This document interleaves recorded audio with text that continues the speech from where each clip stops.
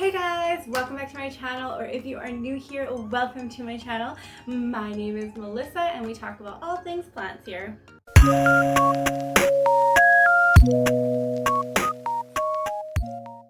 Today I'm going to do a little bit of a haul of my more rare slash uncommon slash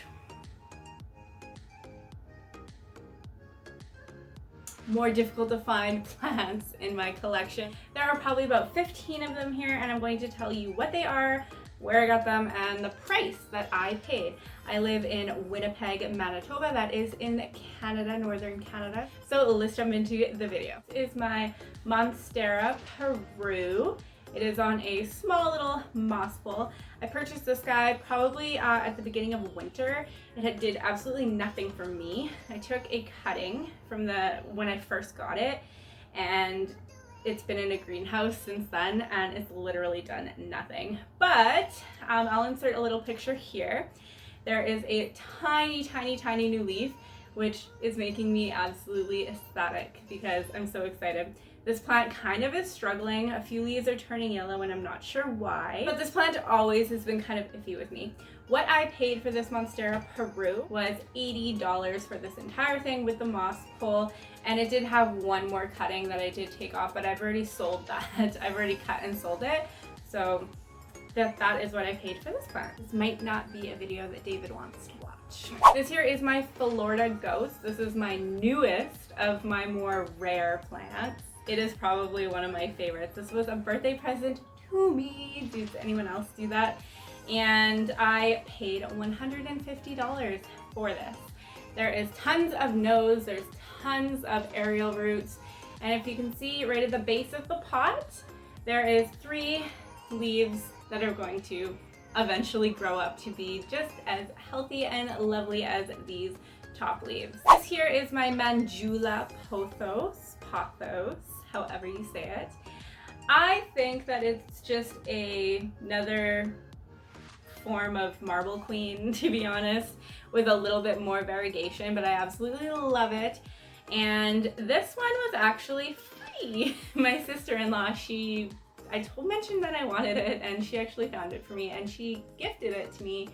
I think it was a Christmas present, but look at that. There is a brand new leaf right there. And yeah, this is just one of those plants that I absolutely love and super easy to care for. This is my Philodendron Melanocrysom.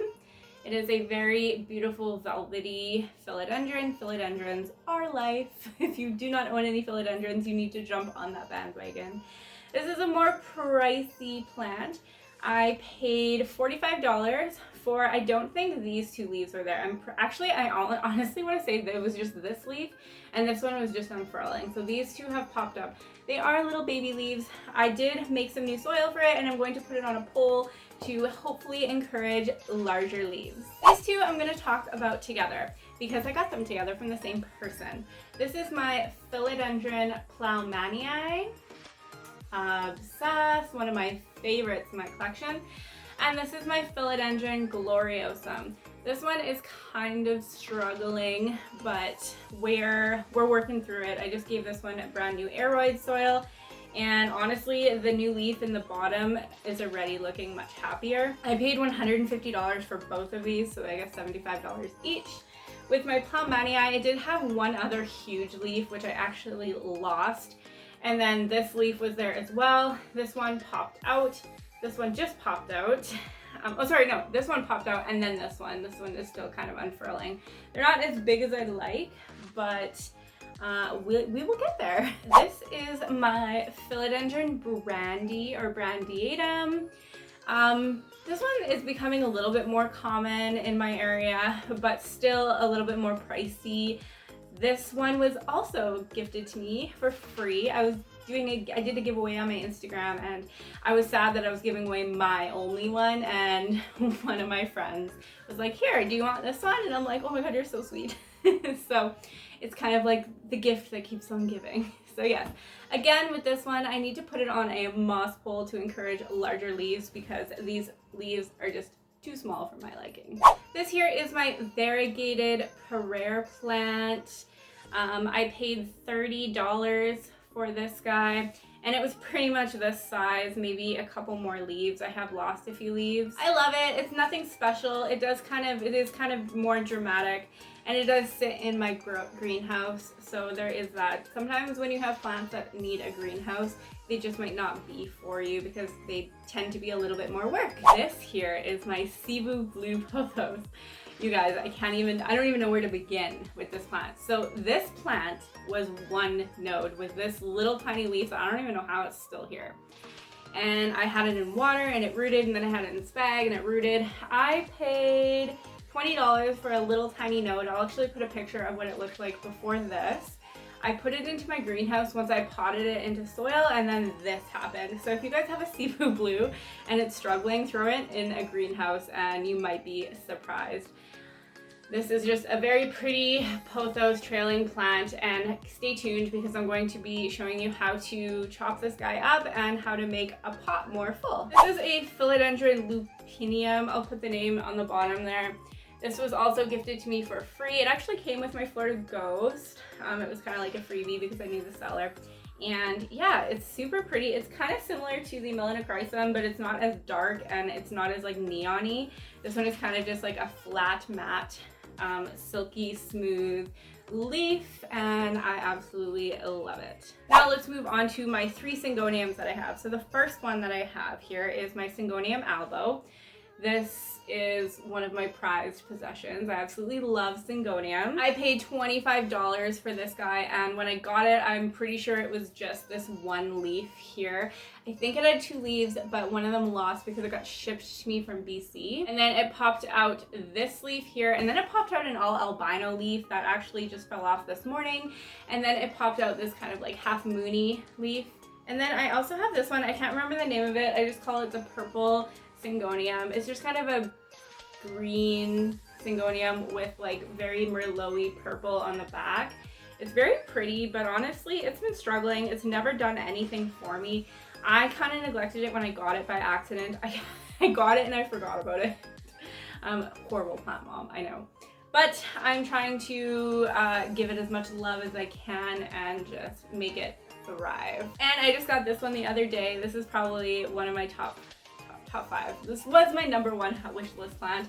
This is the Syngonium Wendlandii. I'm obsessed with it. It's like a velvety to the look, to the touch, and that green, that cream in the middle is what sells me. It's beautiful. Oh yeah, I forgot to tell you, the purple Syngonium,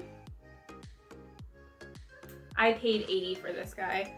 And this one I paid $80 for as well. And the last 2 I'm going to show you are a little bit more common, not super uncommon, but I find that they're a little bit harder to find, or if you have them, there's just problems with getting it.